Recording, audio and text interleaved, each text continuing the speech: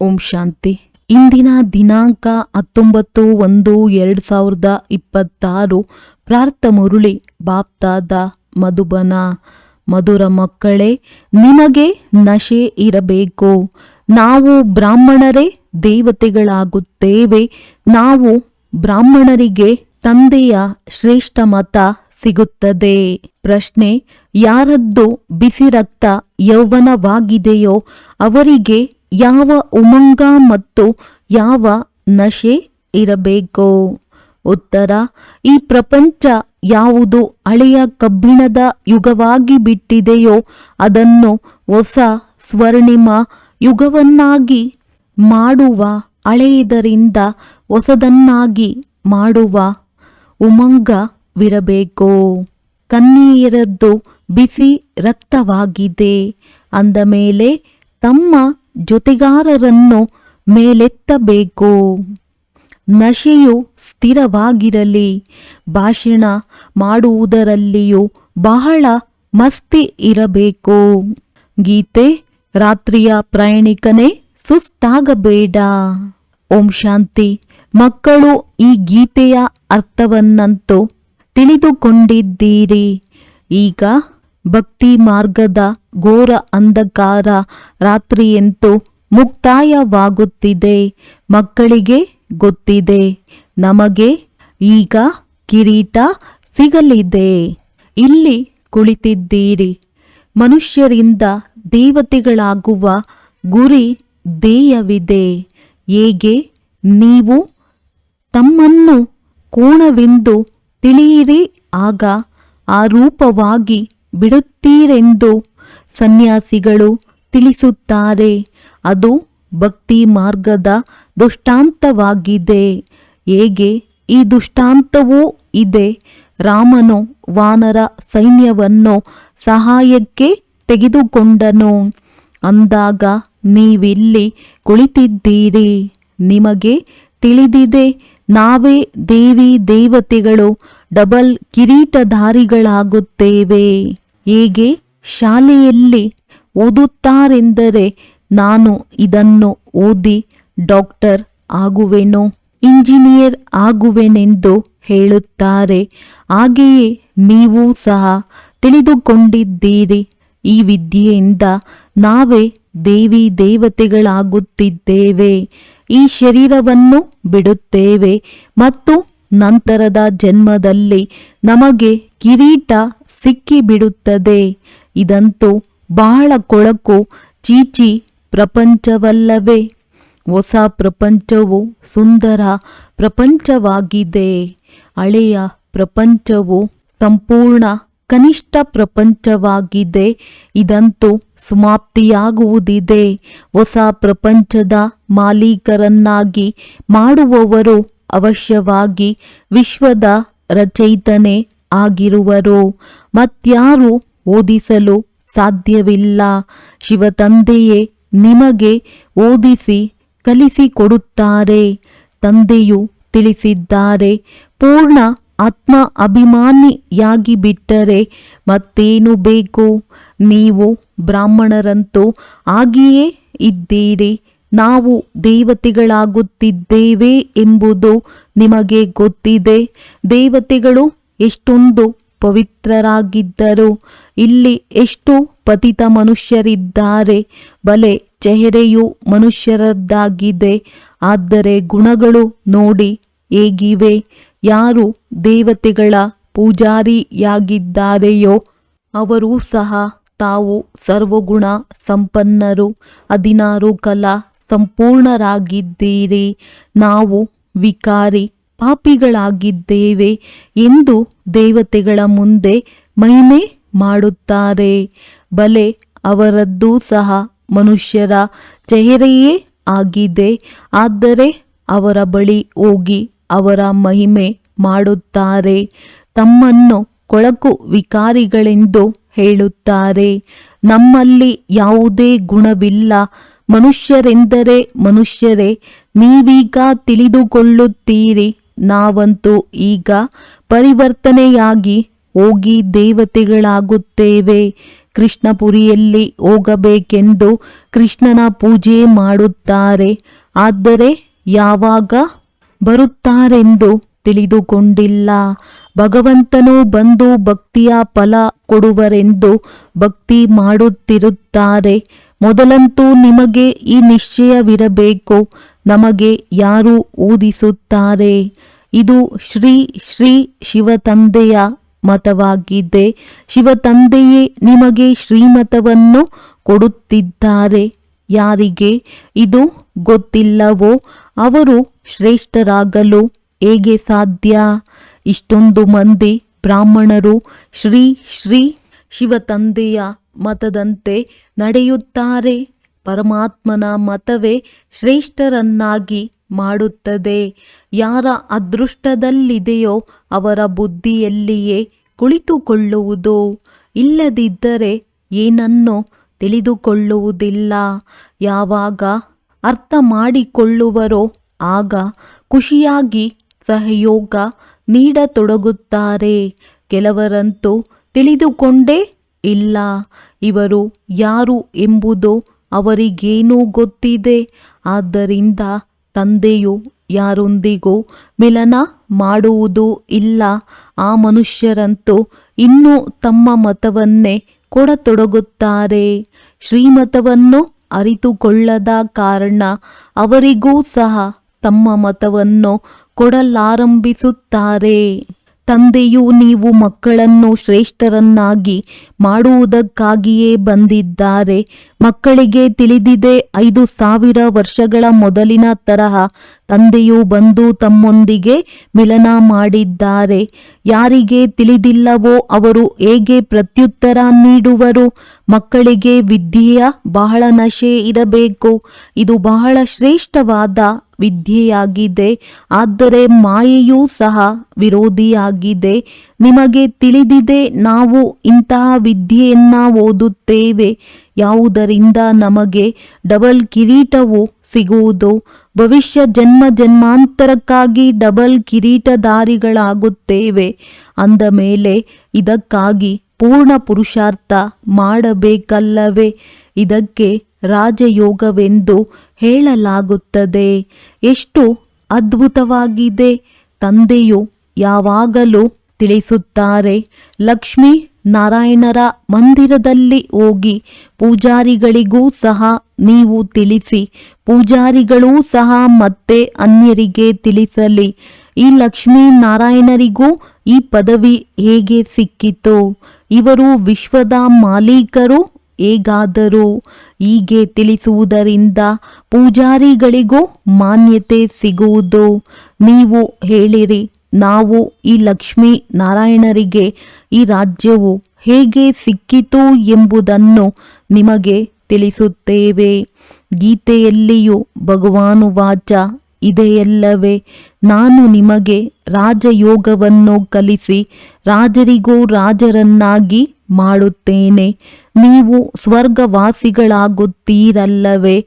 ಅಂದ ಮೇಲೆ ನಾವೇ ಈ ರೀತಿಯಾಗುತ್ತೇವೆಂದು ನೀವು ಮಕ್ಕಳಿಗೆ ಎಷ್ಟೊಂದು ನಶೆ ಇರಬೇಕು. ತಮ್ಮ ಚಿತ್ರ ಹಾಗೂ ರಾಜಧಾನಿಯ ಚಿತ್ರ ಇದರ ಜೊತೆಯಲ್ಲಿ ತೆಗೆಯಿರಿ. ಕೆಳಗೆ ನಿಮ್ಮ ಚಿತ್ರ, ಮೇಲೆ ರಾಜಧಾನಿಯ ಚಿತ್ರವಿರಲಿ. ಇದರಲ್ಲಿ ಖರ್ಚೇನೂ ಇಲ್ಲ. ರಾಜನ ಪೋಷಾಕ್ ಕೂಡಲೇ ಮಾಡಿಸಬಹುದು.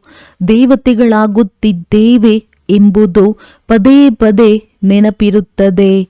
ಬಲೆ ಮೇಲ್ಭಾಗದಲ್ಲಿ ಶಿವತಂದೆಯ ಚಿತ್ರವೂ ಇರಲಿ. ನೀವು ಮನುಷ್ಯರಿಂದ ದೇವತೆಗಳಾಗುತ್ತೀರಿ. ಈ ಶರೀರವನ್ನು ಬಿಟ್ಟು ಹೋಗಿ ದೇವತೆಗಳಾಗುತ್ತೀರಿ. ಏಕೆಂದರೆ ಈ ರಾಜಯೋಗವನ್ನು ಕಲಿಯುತ್ತಿದ್ದೀರಿ. ಈ ಚಿತ್ರವೂ ಸಹ ನಿಮಗೆ ಬಹಳ ಸಹಯೋಗ ಕೊಡುತ್ತದೆ.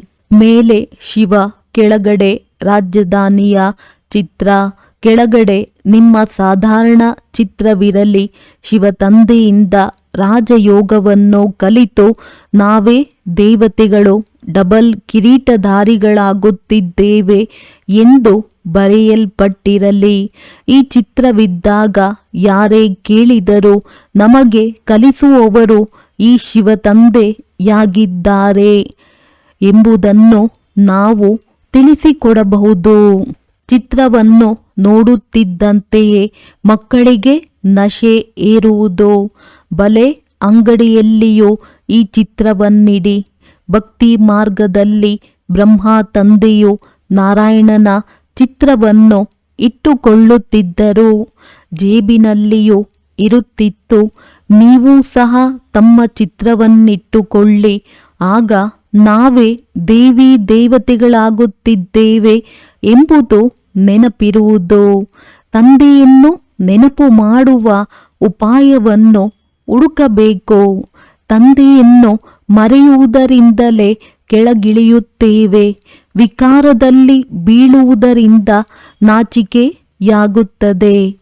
ಈಗಂತೂ ನಾವು ಈ ದೇವತೆಗಳಾಗಲು ಸಾಧ್ಯವಿಲ್ಲವೆಂದು ಹೃದಯ ವಿದೀರ್ಣವಾಗುವುದು. ನಾವೀಗ ಹೇಗೆ ದೇವತೆಗಳಾಗುವೆವು? ತಂದೆಯು ತಿಳಿಸುತ್ತಾರೆ, ವಿಕಾರದಲ್ಲಿ ಬೀಳುವವರ ಚಿತ್ರವನ್ನು ತೆಗೆದುಹಾಕಿ. ತಿಳಿಸಿ, ನೀವು ಸ್ವರ್ಗದಲ್ಲಿ ಹೋಗಲು ಯೋಗ್ಯರಲ್ಲ. ನಿಮ್ಮ ಪಾಸ್ಪೋರ್ಟ್ ಸಮಾಪ್ತಿ.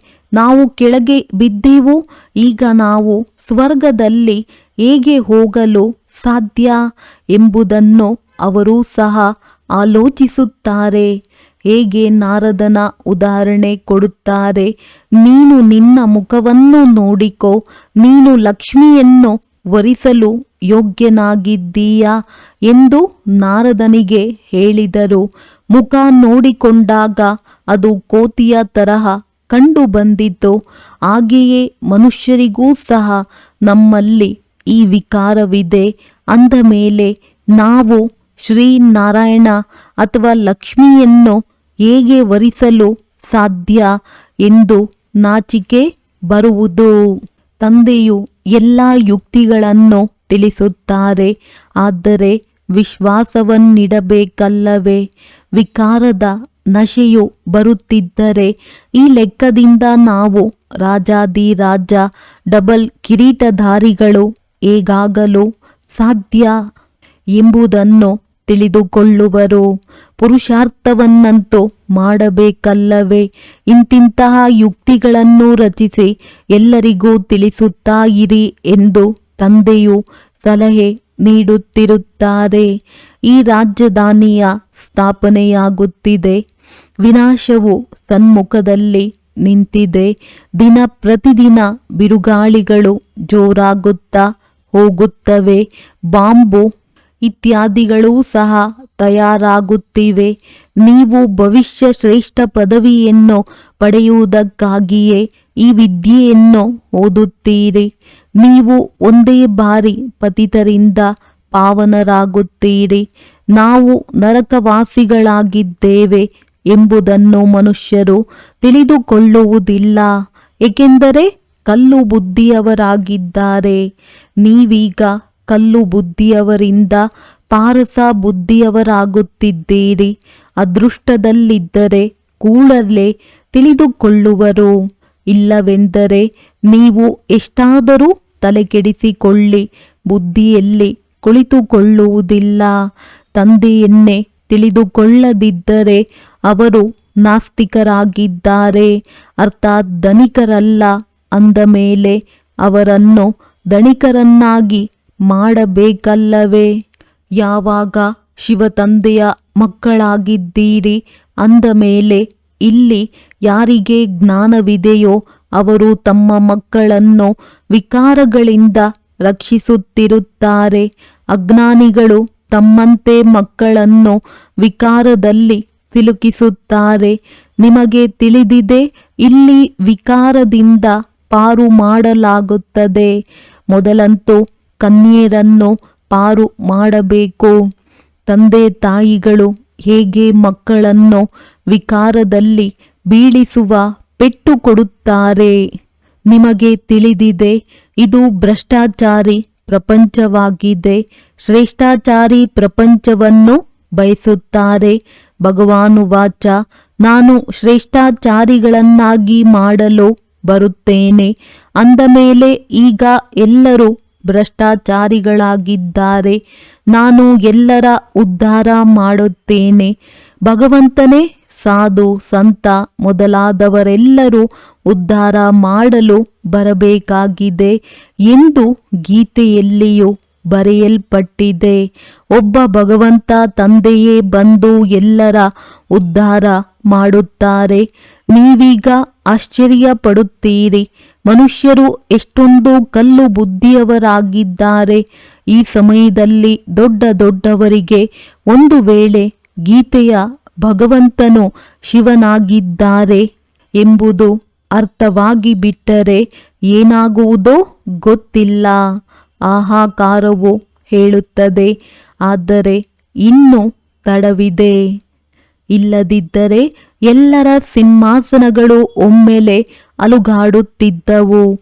ಅನೇಕರ ಸಿಂಹಾಸನಗಳು ಅಲುಗಾಡುತ್ತವೆ ಎಲ್ಲವೇ. ಯುದ್ಧವು ಆರಂಭವಾದಾಗ ಅರ್ಥವಾಗುತ್ತದೆ, ಇವರ ಸಿಂಹಾಸನವು ಅಲುಗಾಡುತ್ತಿದೆ, ಈಗ ಇಳಿಯುವವರಿದ್ದಾರೆ ಎಂದು. ಒಂದು ವೇಳೆ ಈಗಲೇ ಎಲ್ಲರ ಸಿಂಹಾಸನಗಳು ಅಲುಗಾಡಿದರೆ ಬಹಳ ಏರುಪೇರಾಗಿ ಬಿಡುವುದು. ಇದು ಮುಂದೆ ನಡೆಯಲಿದೆ. ಪತಿತ ಪಾವನ ಸರ್ವರ ಸದ್ಗತಿದಾತನೇ ಹೇಳುತ್ತಾರೆ, ನಾನು ಬ್ರಹ್ಮರವರ ತನುವಿನಿಂದ ಸ್ಥಾಪನೆ ಮಾಡುತ್ತಿದ್ದೇನೆ. ಸರ್ವರ ಸದ್ಗತಿ ಅರ್ಥಾತ್ ಉದ್ಧಾರ ಮಾಡುತ್ತಿದ್ದೇನೆ.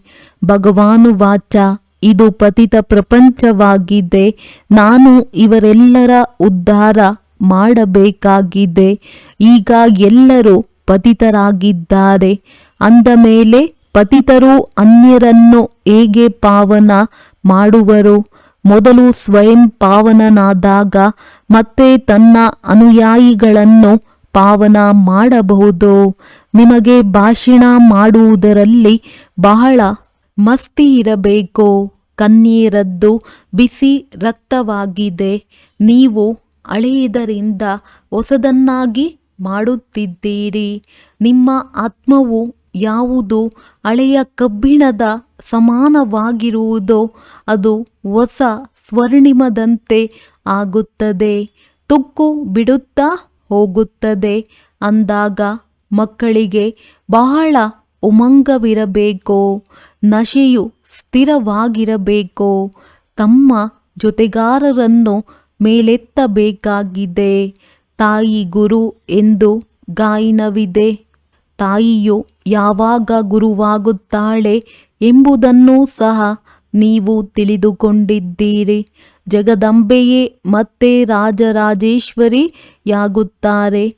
ಮತ್ತೆ ಅಲ್ಲಿ ಯಾವುದೇ ಗುರು ಇರುವುದೇ ಇಲ್ಲ. ಗುರುವಿನ ಗೊಂದಲ ಈಗ ನಡೆಯುತ್ತದೆ. ತಂದೆಯು ಬಂದು ಮಾತೆಯರ ಮೇಲೆ ಜ್ಞಾನಾಮೃತದ ಕಳಸವನ್ನಿಡುತ್ತಾರೆ. ಆರಂಭದಿಂದ ಇದೇ ರೀತಿಯಾಗುತ್ತದೆ. ಸೇವಾ ಕೇಂದ್ರಗಳಿಗಾಗಿಯೂ ಬ್ರಹ್ಮಕುಮಾರಿಯರು ಬೇಕೆಂದೇ ಹೇಳುತ್ತಾರೆ. ತಾವೇ ನಡೆಸಿ ತಮಗೆ ಧೈರ್ಯವಿಲ್ಲವೇ ಎಂದು ತಂದೆಯು ಹೇಳುತ್ತಾರೆ. ಅದಕ್ಕೆ ಇಲ್ಲ ಬಾಬಾ, ನಮಗೆ ಶಿಕ್ಷಕಿ ಸಹೋದರಿ ಬೇಕೆಂದು ಹೇಳುತ್ತಾರೆ.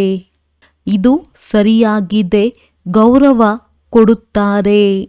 ಇತ್ತೀಚಿನ ಪ್ರಪಂಚದಲ್ಲಿ ಒಬ್ಬರು ಇನ್ನೊಬ್ಬರಿಗೆ ತೋರ್ಪಡಿಕೆಯ ಮಾನ್ಯತೆಯನ್ನು ನೀಡುತ್ತಾರೆ. ಇಂದು ಪ್ರಧಾನಮಂತ್ರಿಯಾಗಿದ್ದರು, ನಾಳೆ ಅವರನ್ನು ಸ್ಥಾನದಿಂದ ಇಳಿಸಿಬಿಡುತ್ತಾರೆ. ಸ್ಥಿರವಾದ ಪದವಿಯು ಯಾರಿಗೂ ಸಿಗುವುದಿಲ್ಲ. ಈ ಸಮಯದಲ್ಲಿ ನೀವು ಮಕ್ಕಳಿಗೆ ಶಾಶ್ವತ ರಾಜ್ಯಭಾಗ್ಯವು ಸಿಗುತ್ತದೆ. ತಂದೆಯು ನಿಮಗೆ ಎಷ್ಟು ಪ್ರಕಾರದಿಂದ ತಿಳಿಸುತ್ತಾರೆ. ತಮ್ಮನ್ನು ಸದಾ ಹರ್ಷಿತವಾಗಿಟ್ಟುಕೊಳ್ಳಲು ಬಹಳ ಒಳ್ಳೊಳ್ಳೆಯ ಯುಕ್ತಿಯನ್ನು ತಿಳಿಸುತ್ತಾರೆ. ಶುಭ ಭಾವನೆಯನ್ನಿಡಬೇಕಲ್ಲವೇ? ಓಹೋ, ನಾವು ಈ ಲಕ್ಷ್ಮೀ ನಾರಾಯಣರಾಗುತ್ತೇವೆ. ಮತ್ತೆ ಒಂದು ವೇಳೆ ಯಾರ ಅದೃಷ್ಟದಲ್ಲಿಲ್ಲವೋ ಅವರು ಪುರುಷಾರ್ಥವೇನು ಮಾಡುವರು? ತಂದೆಯಂತೂ ಪುರುಷಾರ್ಥದ ಸಲಹೆ ಕೊಡುತ್ತಾರಲ್ಲವೇ? ಪುರುಷಾರ್ಥವು ವ್ಯರ್ಥವಾಗಿ ಹೋಗುವುದಿಲ್ಲ. ಇದಂತೂ ಸಫಲವಾಗುತ್ತಾ ಹೋಗುವುದು. ರಾಜಧಾನಿಯು ಸ್ಥಾಪನೆಯಾಗಿಯೇ ಆಗುವುದು. ಮಹಾಭಾರತದ ಯುದ್ಧದ ಮೂಲಕ ವಿನಾಶವು ಆಗಲೇಬೇಕಾಗಿದೆ. ಮುಂದೆ ಹೋದಂತೆ ನೀವು ಇದರಲ್ಲಿ ಒತ್ತು ಕೊಟ್ಟು ಹೇಳುತ್ತೀರೆಂದರೆ ಇವರೆಲ್ಲರೂ ಬರುತ್ತಾರೆ. ಈಗಿನ್ನೂ ತಿಳಿದುಕೊಳ್ಳುತ್ತಿಲ್ಲ. ಆದರೆ ಕೊನೆಯಲ್ಲಿ ಇವರ ಪದವಿಗಳೆಲ್ಲವೂ ಆರಿ ಹೋಗುವುದು. ಎಷ್ಟೊಂದು ಮಂದಿ ಗುರುಗಳಿದ್ದಾರೆ. ಗುರುವಿಗೆ ಅನುಯಾಯಿಗಳಲ್ಲದ ಮನುಷ್ಯರು ಯಾರೂ ಇಲ್ಲ. ಇಲ್ಲಿ ನಿಮಗೆ ಸದ್ಗತಿ ಕೊಡುವಂತಹ ಒಬ್ಬ ಸದ್ಗುರು ಸಿಕ್ಕಿದ್ದಾರೆ. ಚಿತ್ರಗಳು ಬಹಳ ಚೆನ್ನಾಗಿವೆ. ಅದು ಸದ್ಗತಿ ಅರ್ಥಾತ್ ಸುಖಧಾಮ, ಇನ್ನೊಂದು ಮುಕ್ತಿಧಾಮವಾಗಿದೆ. ಬುದ್ಧಿಯೂ ಸಹ ಹೇಳುತ್ತದೆ ನಾವೆಲ್ಲ ಆತ್ಮರು ನಿರ್ವಾಣಧಾಮದಲ್ಲಿರುತ್ತೇವೆ. ಅಲ್ಲಿಂದ ಮತ್ತೆ ಶಬ್ದದಲ್ಲಿ ಬರುತ್ತೇವೆ. ನಾವು ಅಲ್ಲಿನ ನಿವಾಸಿಗಳಾಗಿದ್ದೇವೆ. ಈ ಆಟವೇ ಭಾರತದ ಮೇಲೆ ಮಾಡಲ್ಪಟ್ಟಿದೆ. ಶಿವ ಜಯಂತಿಯನ್ನು ಇಲ್ಲಿಯೇ ಆಚರಿಸುತ್ತಾರೆ. ತಂದೆಯೂ ತಿಳಿಸುತ್ತಾರೆ, ನಾನು ಬಂದಿದ್ದೇನೆ, ಕಲ್ಪದ ನಂತರ ಪುನಃ ಬರುತ್ತೇನೆ. ಪ್ರತಿ 5,000 ವರ್ಷಗಳ ನಂತರ ತಂದೆಯು ಬರುತ್ತಿದ್ದಂತೆಯೇ ಈ ಭೂಮಿಯು ಸ್ವರ್ಗವಾಗಿ ಬಿಡುತ್ತದೆ. ಕ್ರಿಸ್ತನಿಗಿಂತ ಇಷ್ಟು ವರ್ಷಗಳ ಮೊದಲು ಸ್ವರ್ಗವಿತ್ತು ಎಂಬುದನ್ನು ಹೇಳುತ್ತಾರೆ. ಈಗ ಇಲ್ಲ, ಮತ್ತೆ ಬರುವುದು ಅಂದ ಮೇಲೆ ಅವಶ್ಯವಾಗಿ ನರಕವಾಸಿಗಳ ವಿನಾಶ, ಸ್ವರ್ಗವಾಸಿಗಳ ಸ್ಥಾಪನೆಯಾಗಬೇಕು.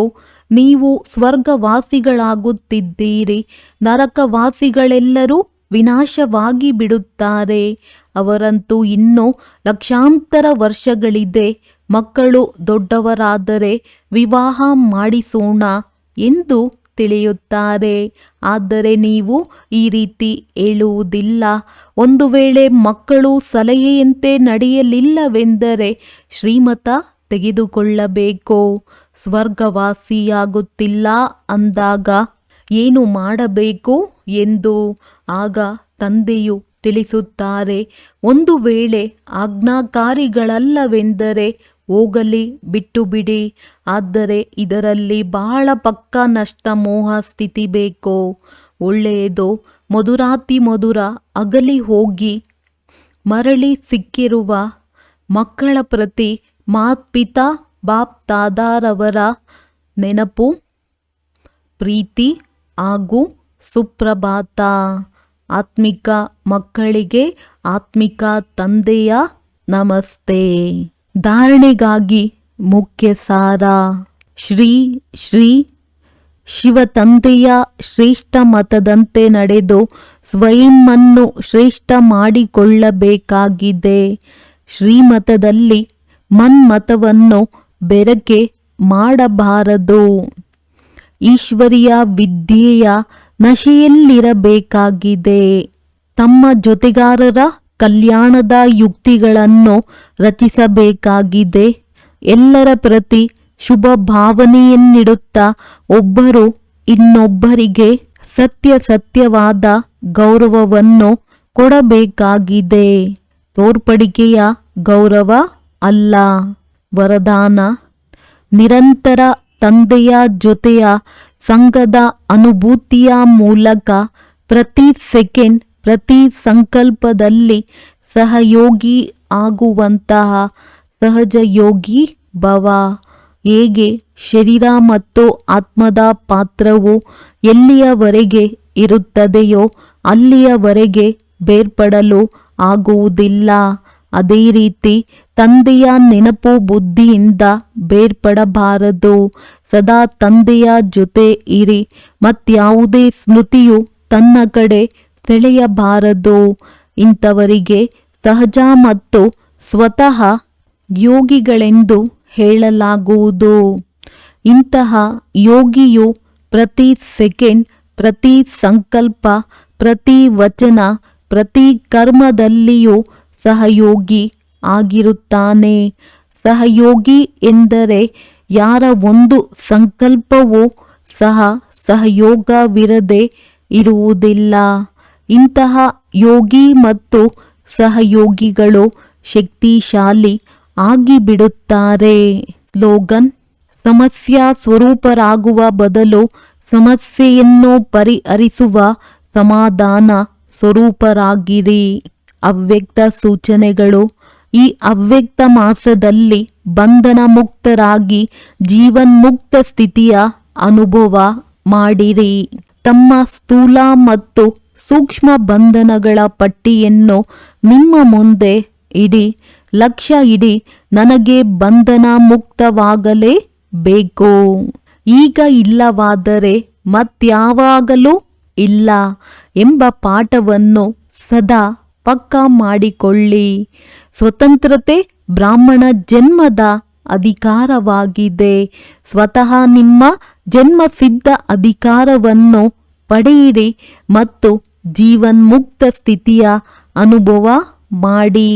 ನೀವು ನಿಮ್ಮನ್ನು ಗೃಹಸ್ಥಿ ಎಂದುಕೊಳ್ಳುತ್ತೀರಿ. ಗೃಹಸ್ಥಿಯ ಬಲೆ ಬರುತ್ತದೆ. ಗೃಹಸ್ಥಿಯಾಗುವುದು ಅಂದರೆ ಬಲೆಯಲ್ಲಿ ಸಿಲುಕುವುದು.